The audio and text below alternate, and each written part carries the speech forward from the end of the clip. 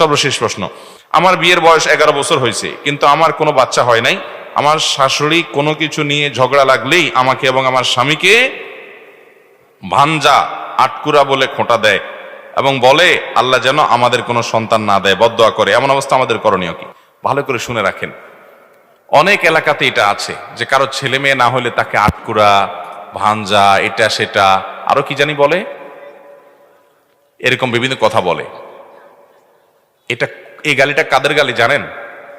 কোরআনে আল্লাহ তাআলা উল্লেখ করেছেন কাদের গালি এটা? কাফেরদের গালি। এই গালিটা কাদের গালি? কাফেররা। কাফেররা এই গালিটা কাকে দিত? আমাদের প্রিয় নবী সাল্লাল্লাহু আলাইহি সাল্লামকে বলতো। কেন বলতো? কারণ ওনার কোনো ছেলে বেঁচে ছিল না। বলতো তুমি নির্বংশ, তোমার বংশ নাই, তুমি মরে গেলে তোমার কোনো ছেলে সন্তান নাই, বংশ কিভাবে টিকবে? বংশ চেরা ঘাড়ি কেন বাদ থেকে জ্বালাবে? নির্বংশ বলে গালি দিত আমাদের নবী সাল্লাল্লাহু আলাইহি সাল্লামকে। কারা? কাফেররা। আল্লাহ তাআলা সূরা ইন্না আতানাকা কাউসারের মধ্যে জবাব দিয়েছেন, ইন্না আতাইনাকাল কাউসার ফাসাল্লি লিরাব্বিকা ওয়ানহার ইন্না শানিআকা। যারা আপনাকে নির্বংশ বলছে, ওরা বরং নির্বংশ। ওদের নাম নেয়ার মতো, ওদের বংশে চেরাগ জ্বালানোর মতো লোক দুনিয়াতে পাওয়া যাবে না। আবু জাহাল, আবু লাহাবদের নাম নেয়ার মতো দুনিয়াতে মানুষ আছে? ওদের 14 গোষ্ঠীদের যদি গালিগালাজ করে সারা দুনিয়ার মানুষ, একটা মানুষের চোখের পানি ফেলানোর মতো আছে? আর নবী করিম সাল্লাল্লাহু আলাইহি সাল্লামকে আল্লাহ রাব্বুল আলামিন এইভাবে তাকে জিইয়ে রেখেছেন, টিকিয়ে রেখেছেন যে তার সম্পর্কে কোনো কটু কথা বললে হাজার হাজার মানুষের হৃদয়ে রক্তক্ষরণ হয়। তাহলে তোমাদের ছেলে মেয়ে থেকেও তোমাদের অস্তিত্ব পৃথিবীতে টিকে নাই, কিন্তু তার ছেলে না থেকেও শুধুমাত্র কন্যা সন্তান বেঁচে ছিলেন, ছেলেরা মারা গেছেন ছোট থাকতে, তারপরও আল্লাহ তাআলা তাকে টিকিয়ে রেখেছেন।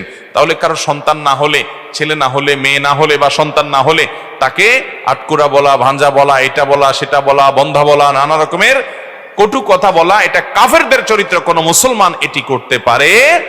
সন্তান না হওয়া কি কারোর হাতে? আল্লাহ কোরআনে বলেছেন, আল্লাহ তাআলা যাকে ইচ্ছা তাকে কন্যা সন্তান দেন, যাকে ইচ্ছা তাকে পুত্র সন্তান দেন, যাকে ইচ্ছা দুইটাই দেন, যাকে ইচ্ছা কোনোটাই দেন না। ওয়াজআলু মান ইয়াশাউ আকিমা, যাকে ইচ্ছা তাকে আল্লাহ বন্ধা করেন। অতএব এটা সম্পূর্ণ আল্লাহর ফয়সালা। বিধায় এই ব্যাপারে কোনো কটু কথা বললে সে গুনাহগার হবে, কবিরা গুনাহ হবে। এই যে সূরা হুজরাতে আল্লাহ যে নিষেধ করেছেন, সে নিষেধাজ্ঞা লঙ্ঘনকারী হবে। আল্লাহ তাআলা আমাদের চরিত্রগুলো যেন সুন্দর হয় সেরকম মানুষ হওয়ার তৌফিক দান করুন। জাযাকুমুল্লাহু খায়রা ওয়া আখিরু দাওয়ানা আনিল হামদুলিল্লাহি রাব্বিল আলামিন।